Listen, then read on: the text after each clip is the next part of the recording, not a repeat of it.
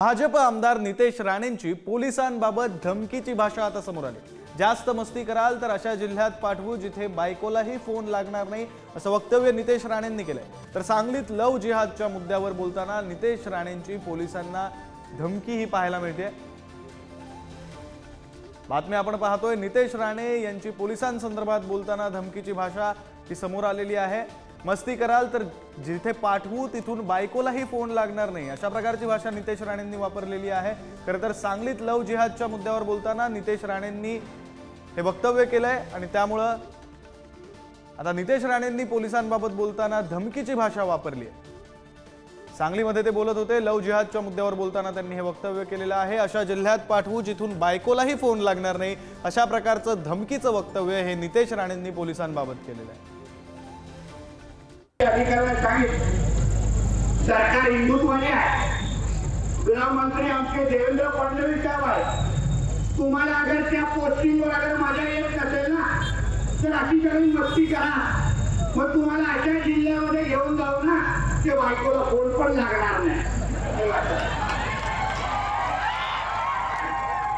कारण आमच्या हिंदूंवर कोणी वापरे नजरेने पाहायचं नाही, लक्षात ठेवा।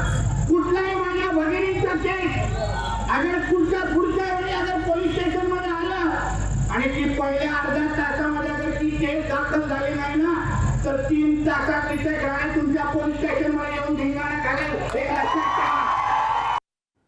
तर आमचे सांगलीचे प्रतिनिधी स्वप्नील पाटील सध्या आपल्यासोबत फोन लाईनवरून जोडले गेलेले आहेत, त्यांच्याशी बातचीत करूया।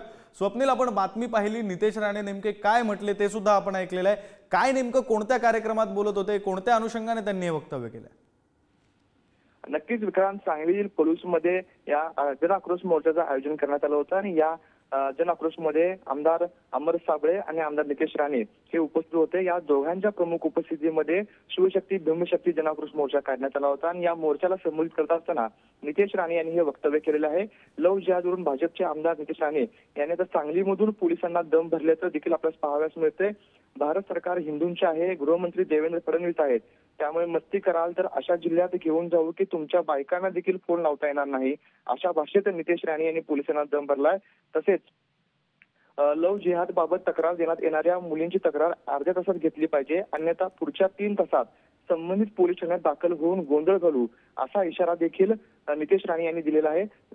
जर पाहिलं तर पलूसमध्ये हा जन आक्रोश मोर्चा काढण्यात आला होता आणि यावेळी असं वादग्रस्त वक्तव्य नितेश राणे यांनी केलं। स्वप्नील, धन्यवाद तुम्ही दिलेल्या सविस्तर माहितीसाठी। पलूसमध्ये निघालेल्या जन आक्रोश मोर्चानंतर बोलत असताना नितेश राणेंनी हे वक्तव्य केलंय।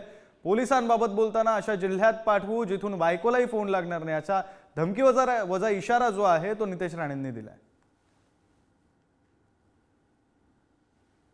अधिकाऱ्यांना सांगितलं सरकार हिंदुत्वाने आहे, गृहमंत्री आमचे देवेंद्र फडणवीस साहेब आहे। तुम्हाला अगर त्या पोस्टिंगवर अगर माझ्या येत नसेल ना तर अशी काही मस्ती करा, मग तुम्हाला अशा जिल्ह्यामध्ये घेऊन जाऊ ना ते बायकोला फोन पण लागणार नाही। कारण आमच्या हिंदूंवर कोणी वापरे नजरेने पाहायचं नाही, लक्षात ठेवा।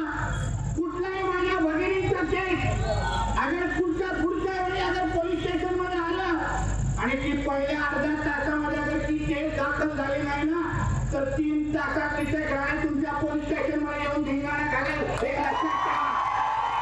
या संदर्भात बोलण्यासाठी ठाकरेंच्या शिवसेनेच्या नेत्या आणि मुंबईच्या माजी महापौर किशोरी पेडणेकर आपल्यासोबत जोडल्या गेल्यात। किशोरीताई, खरं तर हे वक्तव्य आपण सुद्धा ऐकलं असेल। आता त्यांनी असं म्हटलंय की जास्त मस्ती कराल तर अशा जिल्ह्यात पाठवू जिथून बायकोलाही फोन लागणार नाही। म्हणजे नितेश राणेंनी हे पोलिसांसंदर्भात केलेलं काही पहिलं वक्तव्य नाही। आपली प्रतिक्रिया काय, पक्षाची भूमिका काय? मी पहिला ह्या वाक्याचा पूर्ण निषेध करते, निषेध।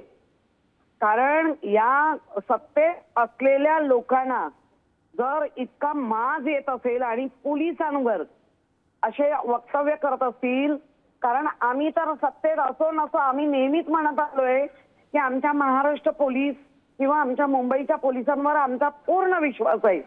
अतिशय प्रामाणिकपणे काम करणारे पोलीस आहेत, पण त्यांचा वापर राजकीय होतो आणि आता तर खुल्या म्हणजे इतर पक्षांना तर देतातच आहेत धमक्या, आता खुल्या पोलिसांना धमक्या, म्हणजे कायचं राज्य आहे का? आणि हे माननीय देवेंद्र फडणवीस जे उपमुख्यमंत्री आणि गृहमंत्री आहेत त्यांना हे चालतंय का आणि ते चालवून घेणार आहेत का? म्हणजे महाराष्ट्राच्या जनतेनी एक कोण सांगणार तुम्हाला 1,500 रुपये देतोय ते परत काढून घेऊ आम्हाला मतं नाही दिली तर, एक कोण सांगणार आम्ही तुम्हाला घरात घुसून मारू, हा एक कोण सांगणार की पोलिसांना बायकोशी पण बोलता येणार नाही, अशा पद्धतीने तुमचे हाल करू. एकतर पोलिसांनी पण स्वतःचा स्वाभिमान आता थोडा जागा ठेवावा असं मला तुमच्या माध्यमातून वाटतं. जरी राजकारणी असले तरी तुमची कडी मेहनत करून तुम्ही पोलीस बनलेले असता.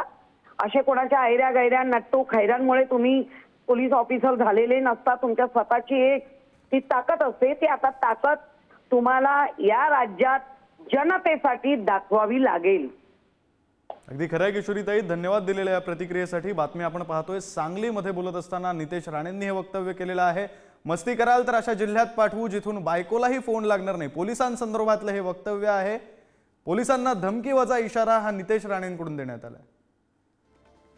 बातमी आपण पाहतोय सांगलीमधून नितेश राणे यांच्या वक्तव्यासंदर्भातली ही बातमी. भाजपा आमदार नितेश राणेंची पोलिसांबाबत धमकीची भाषाही समोर आली आहे. जास्त मस्ती कराल तर अशा जिल्ह्यात पाठवू जिथे बायकोलाही फोन लागणार नाही, असं नितेश राणे म्हणाले.